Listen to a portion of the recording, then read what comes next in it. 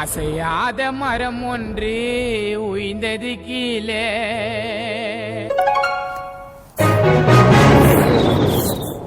Welcome to another video from the narrators. கிட்டத்தட்ட ஒரு வருஷத்துக்கு முன்னாடி கமல்ஹாசன் அண்ட் மணிரத்னம் காம்போ அப்படின்னு ஒரு அனௌன்ஸ்மெண்ட் வந்துச்சு. அப்ப ஆரம்பிச்ச ஹைப்பு எந்த இடத்துலயும் குறையவே இல்லை. டைட்டில் டீசர் வந்தப்பெல்லாம் கமல் மார்ஷியல் ஆர்ட்ஸ் எல்லாம் பண்ணிட்டு இருந்தாரு. அவங்க கூட இந்த ஜானரை போட்டு பயங்கரமா எக்ஸ்ப்ளோர் பண்ண போறாங்க, ஏதோ நமக்கு ஒரு புது எக்ஸ்பீரியன்ஸ் கொடுக்க போறாங்க அப்படின்னு நினைச்சோம். ஆனா கொஞ்ச நாளே அடுத்து டீசர் வந்துச்சு. டீசர் பார்த்தோன்னே தெரிஞ்சிடுச்சு, ரைட் இது ஒரு கேங்ஸ்டர் ஃபிளிக் தான் அப்படின்ட்டு. ஆனா கேங்ஸ்டர் ஃபிளிக்னாலும் நாயகன் காம்போ எந்த மாதிரி ஒரு இந்த இறக்கு ஏற்ற மாதிரி கேங்ஸ்டர் ஃபிளிக்கை கொடுப்பாங்க அப்படின்னு ஒரு பெரிய எதிர்பார்ப்புல தான் இருந்தோம். அந்த எதிர்பார்ப்போட தான் தேட்டருக்கு போனோம். அந்த எதிர்பார்ப்பு எங்களை சுத்தி இருக்கவங்களுக்கு இருக்கான்னு கேட்டீங்கன்னா பெருசா இல்ல. எல்லாருமே டே உட்காடுறா அவ்வளவு பெருசாலாம் இருக்காது, ரொம்ப எக்ஸ்பெக்டேஷன் இல்லாம போங்கடா அப்படின்னு தான் சொன்னாங்க. தேட்டர் விட்டு வெளியே வரப்ப எப்படி வந்தோம்னா அந்த சிவாஜி படத்துல எல்லாரும் கை கட்டு வருவாங்க இல்ல, அதே மாதிரி அமைதியா தான் வந்தோம். இந்த எதிர்பார்ப்புனா இப்படி ஆயிடுச்சு, எதிர்பார்ப்பு இல்லாம நீங்க போயிட்டு இருக்கலாம் அப்படின்னு சொல்லுவாங்க, அதெல்லாம் எடுத்துக்கிறோம். ஆனா எதனால இந்த எதிர்பார்ப்பு வந்துச்சுன்னா தம்பி படத்துக்கு பண்ண ப்ரொமோஷன்ஸ். அப்படி இந்த படத்தை பார்த்ததுக்கு அப்புறம் நாயகனை மறந்துடுவீங்க, அடுத்து ப்ரீவியஸ்லி கொஞ்சம் சொதப்பிடுச்சு, இந்த படம் மூலமா அந்த படத்துக்கு நான் சரி கட்டுவேன், எவ்வளவு கான்பிடென்ட்டா எதனால பேசுறோம்னா படம் அவ்வளவு நல்லா வந்திருக்கு இப்படிலாம் கமல் சார் சொன்னாரு. அதெல்லாம் நம்பிட்டு பயங்கரமா இருக்கும் அப்படின்னு நினைச்சு போனா அமைதிக்கு வெளியே அனுப்பிச்சு விட்டாங்க. சரி அப்படின்னு படத்தை பார்த்துட்டு வந்துட்டு இருந்தப்ப நமக்கு மட்டும்தான் அப்படி இருக்கு, மத்தவங்களுக்கு எப்படி ஒரு செட் ஆஃப் ஆடியன்ஸ்க்கு பிடிச்சிருக்கும் அப்படின்னு தான் நாங்க நினைச்சோம். பஸ்ல வரப்பே சோசியல் மீடியா பார்த்துட்டு இருக்கப்ப பார்த்தா ஏகப்பட்ட பேர் போட்டு அவங்களோட ஒப்பீனியன்ஸ் எல்லாம் பாக்குறப்ப எனக்கு ரொம்ப சிமிலரா தான் இருந்துச்சு. அதெல்லாம் பாக்குறப்ப சரி இப்ப நம்ம ஒப்பீனியன்ஸ் மட்டும் சொல்றோம், இந்த வாட்டி இந்த ஒப்பீனியன்ஸே நம்ம பேசுவோம் அப்படின்ட்டு சில ஜெனரல் ஒப்பீனியன்ஸா இருக்க மீம்ஸ் எல்லாம் எடுத்து வச்சிருக்கோம். அதுக்கு இந்த வீடியோ ரியாக்ட் பண்றோம். எண்ட் ஆஃப் தி வீடியோல எங்களுடைய ஒப்பீனியன் என்ன அப்படின்றத பத்தியும் பேசுவோம். Let's get into the video.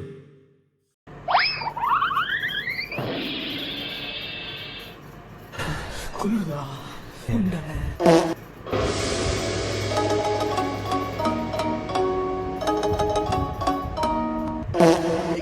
Dale Dingo here. My mother, Darlene Dingo, passed away because I put a person.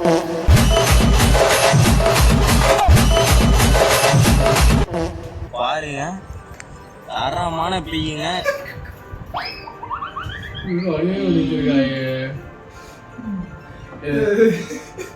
இதை பார்த்தோன்னு என்னன்னா படத்தை பார்த்துட்டு நம்மளே வரப்ப இதான் சொல்லிட்டு இருந்தோம்.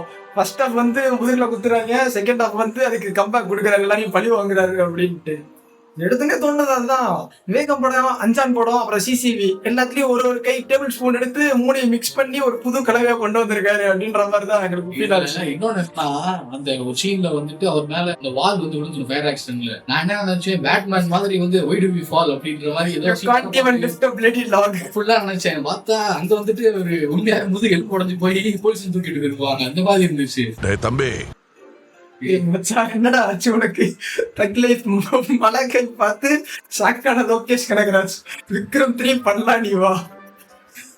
வீடஸ்ட் யூடியூப் தம்ப்நெயில் அன்பே சிவம் கூட ஒரு தம்ப்நெயில் போட்டிருப்பாங்க, கூப்பிட்டு கட்டிட்டு இருப்பான். இதுக்கட இந்த தம்ப்நெயில் எதுக்கு அந்த மாதிரிதான் அது ஒண்ணு போல.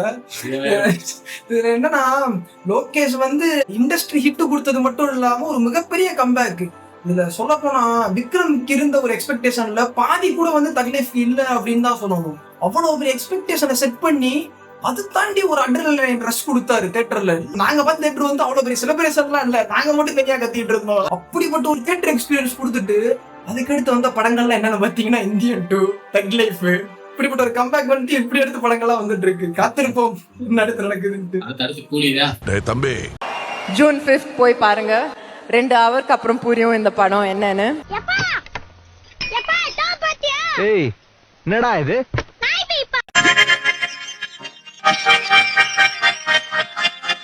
Good job.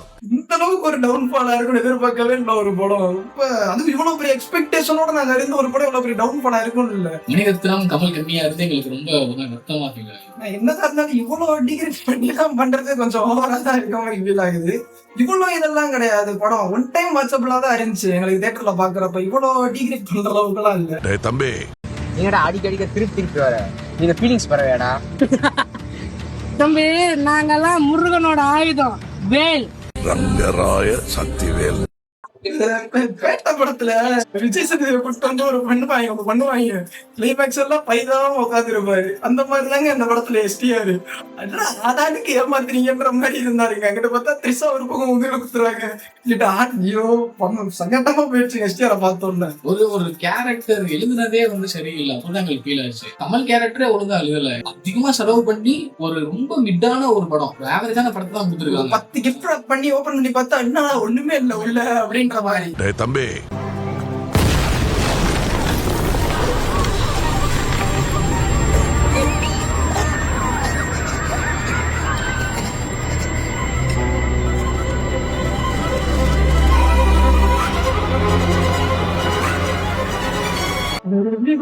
பார்த்தோன்னே வந்து எண்டுல ஒரு ஈவல் ஸ்மைல் பண்ணுவாரு, எல்லாம் தெரியும் எனக்கு அப்படின்ற மாதிரி. தலைவன் கிரேட் எஸ்கேப் ஆகி அடுத்தடுத்த பண்ண படங்கள்லாம் வந்து ரொம்ப பயங்கரமான படங்கள் தான்.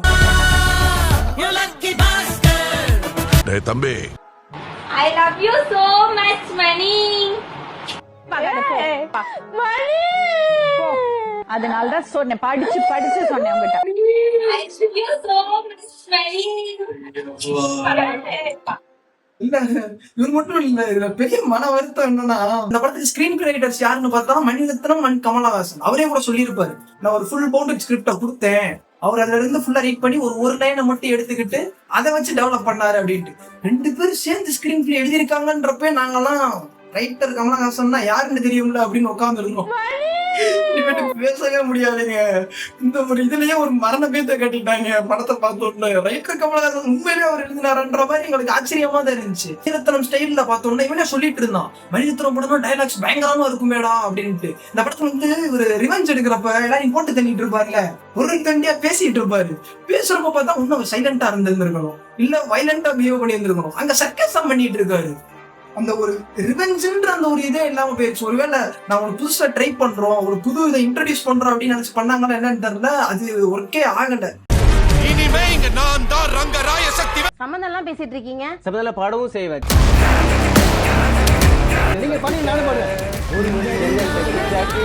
தம்பி அங்கிள் எங்களுக்கு இந்த மாதிரி விளையாட கத்து கொடுக்குறீங்களா? இனிமே நீங்க விளையாடவே வேணாண்டா.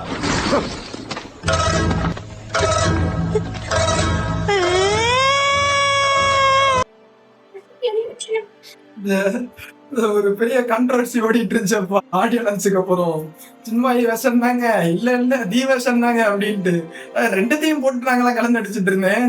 எல்லாமே நல்லா தான் இருந்துச்சு. இவர் வந்து ஆடியன்ஸ் நடக்கிறப்ப வந்து கேட்டிருப்பாரு, ரஹ்மான்ட்ட வந்து யாரும் கேட்டிருப்பாங்க, உங்களுக்கு பிடிச்ச பாட்டு எது, உங்களுக்கு பிடிச்ச பாட்டு எதுன்ட்டு கமல்ஹாசன்ட்டையும் மணிரத்னம் கேட்டப்ப மணிரத்னம் வந்து இன்னும் சாங்கே கேட்கல அப்படின்னு சொல்லியிருப்பாரு. கமல்ஹாசனுமே வந்து இன்னும் நிறைய பாட்டு ஃபுல்லா கேட்கல அப்படின்னு சொல்லிருப்பாரு. பையன் உஷாரா இருந்திருக்கணும், படத்துல பாட்டுதான் வராதுட்டு அப்படின்ற மாதிரி தான் இருந்துச்சு. எப்படி பாட்டே ஃபுல்லா கேட்காம அதை வந்து படத்துக்கு இது பண்ணி இருந்திருப்பாரு, கோரியோ செட் பண்ணி இருந்திருப்பாரு அப்படின்னு ஆச்சரியமா இருந்துச்சு. படத்துல பார்த்தா பாட்டும் கிடையாது. தம்பி என்ன வேணும் உனக்கு? காசு காசு கொடு, காசு காசு காசு காசு கொடு, காசு காசு கொடு.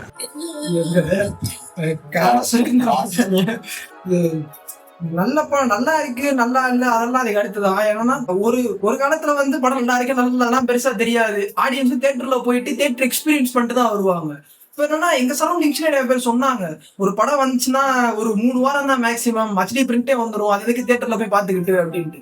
இந்த படத்துல ஸ்டோரி என்னதான் கொத்தாவே இருந்தாலும் வந்து விஷுவல்ஸ் வந்து கிராண்டியரா பண்ணியிருந்தாங்க. 1 டைம் வாட்சபிள் தாங்க படம், அவ்வளவு கொத்தலாம் கிடையாது. 1 டைம் பார்க்கலாம் தியேட்டர்ல, அதுக்கு ஒத்தியான ஒரு படம் தான்.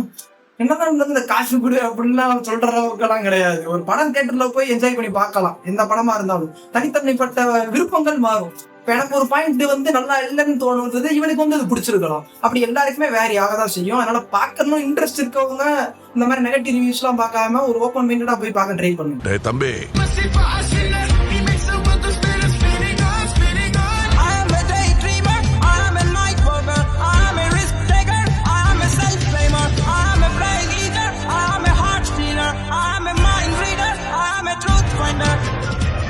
அதுக்காக காப்பி அடிச்ச இதுதான் நான் சொல்ல நினைக்கிறேன். நல்லா சொல்லுங்க சார். ஐயோ ராகத்துக்கும் டியூனுக்கும் வித்தியாசம் தெரியாத ஆளா இருக்கு ஐயா, அதை தான் நான் பாராட்டிட்டு இருக்கேன். நீங்க இனிமே அது மாதிரிலாம் சொல்லாதீங்க, நான் காப்பி தான் அடிப்பேன்.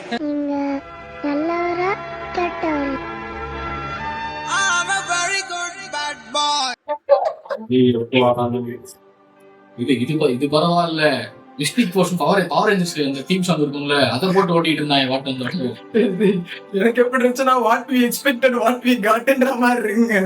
ஐயோ பாட்டெல்லாம் குறை சொல்ல முடியாது. அன்னைக்குல வந்து ஆல்பம் பயங்கரமான ஹிட். நாங்கெல்லாம் ரிப்பீட் மோட்ல கேட்டுட்டு இருக்கோம். போட்டு எல்லா சாங்குமே சூப்பரா தான் இருக்கு. ஆனா இந்த சாங்குமே படத்துல யூஸ் பண்ணலையே, அதான ப்ராப்ளமே. ஏஆர் ரஹ்மான் வந்து மல்டி அடிச்ச மியூசிக் போட்டிருக்க, அப்படி ஒரு பேங்கரான ஆல்பம் கொடுத்திருக்காரு. எப்பயுமே ஒரு ஆல்பம் ரிலீஸ் ஆச்சுன்னா நான் வந்து மோஸ்ட்லி கேட்க மாட்டேன். தியேட்டர்ல எக்ஸ்பீரியன்ஸ் பண்ணணும், அங்க கேட்கறப்ப அது ஒரு நல்ல எக்ஸ்பீரியன்ஸ் கொடுக்கும் அப்படின்றதுக்காக. எதுனால தெரியல, இந்த படத்துல எல்லா பாட்டு வந்து ரிலீஸ் ஆனோடனே கேட்டேன். நல்லதா போச்சு. தியேட்டர்ல போய் பார்க்கலான்னு பார்த்தா அங்கேயே உட்காந்து தள்ள கை வச்சிருந்துருப்பேன். ஒரு பாட்டு வரல ஜிகிச்சாவை தவிர அப்படின்ற மாதிரி ஆயிருக்கும். தம்பி நல்லா வெந்திருக்குது, வேண்டாம்.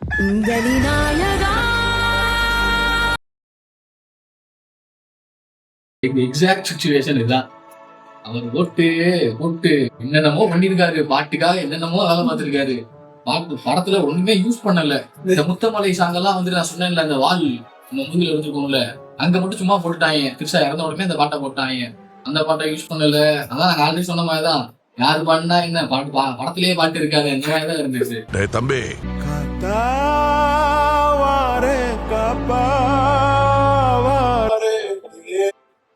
இப்படிப்பட்ட வரிகள், இப்படிப்பட்ட பாடல் எல்லாமே போயிடுச்சுங்க.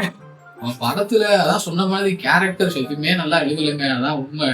கமல் கேரக்டரே ஒழுங்கா எழுதல. அதுமே எஸ்டிஆர் கேரக்டர் எஸ்டிஆர்னு எல்லாருமே சொன்னாங்க.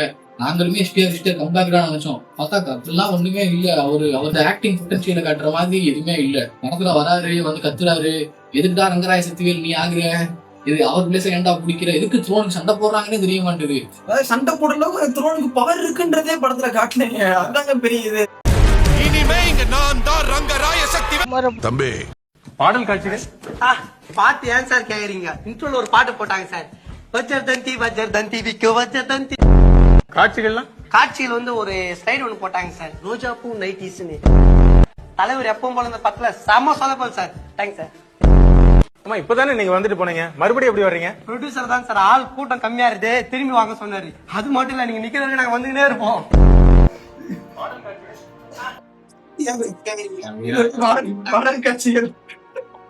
பாடல் காட்சிகள் தான் ஜெயிச்சா ஒண்ணுதான்.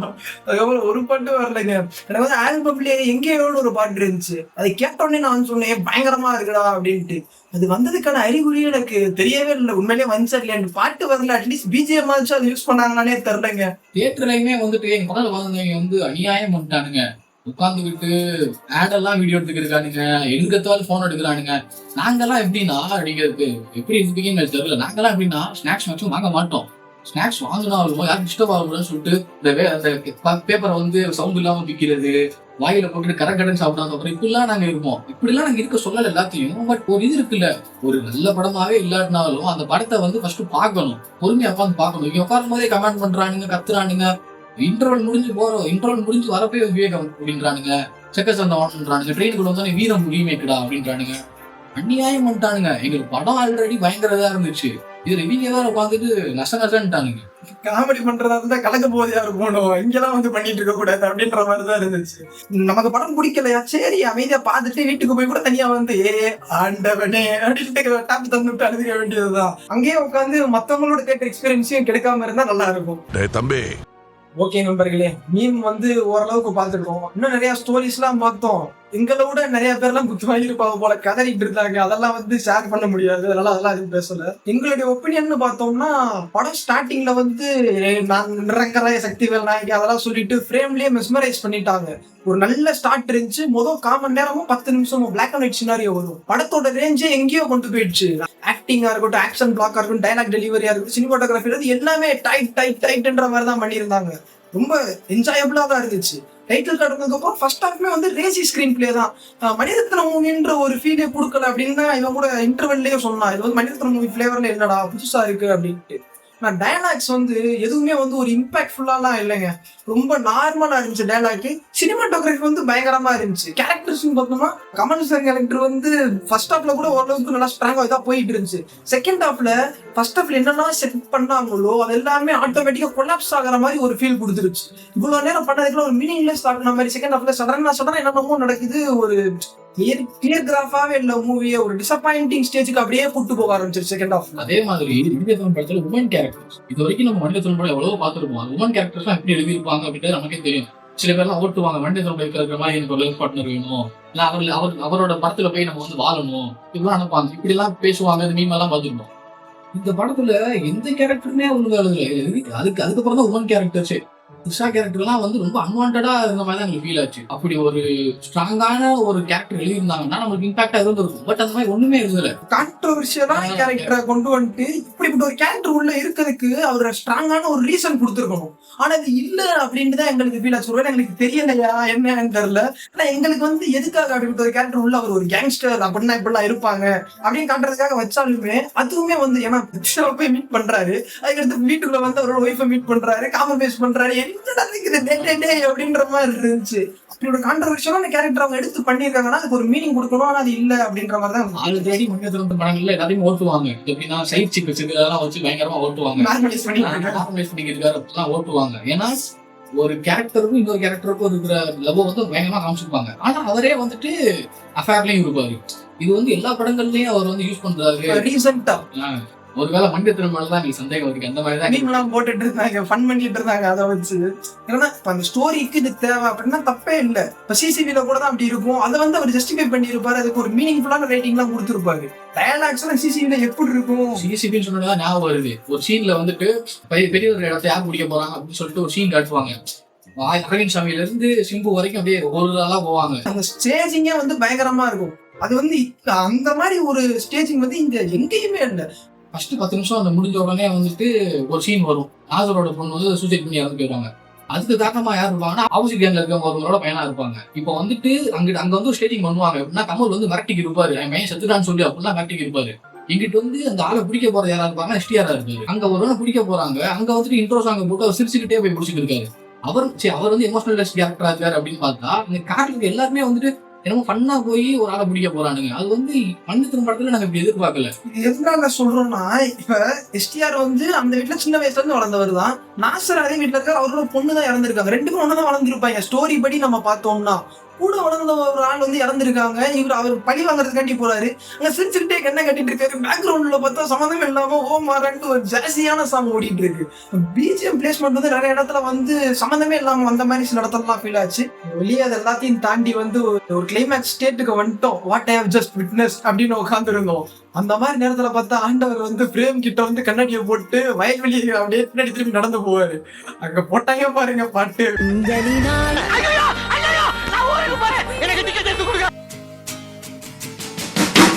எப்பயுமே வந்து எங்களுடைய ஒப்பீனியனை மட்டுமே மோஸ்ட்லி பேசுற மாதிரி ஃபீல் ஆச்சு. என்னதான் இருந்தாலும் உங்கள்ட்ட கொஞ்சம் தான் உங்களுடைய ஒப்பீனியன், ஒரு ஜென்ரல் ஒப்பீனியன் வந்து ஓரளவுக்கு தான் இருக்கும். எங்களோட ஒப்பீனியன் அதிகமா இருக்க மாதிரி ஃபீல் ஆச்சு. அதனாலதான் இப்படி ஒரு ஐடியா உள்ள கொண்டு வந்து ஜென்ரல் ஒப்பீனியன்ஸ் கொஞ்சம் அதிகமா இருக்கட்டும் அப்படின்னு பண்ணதுதான்.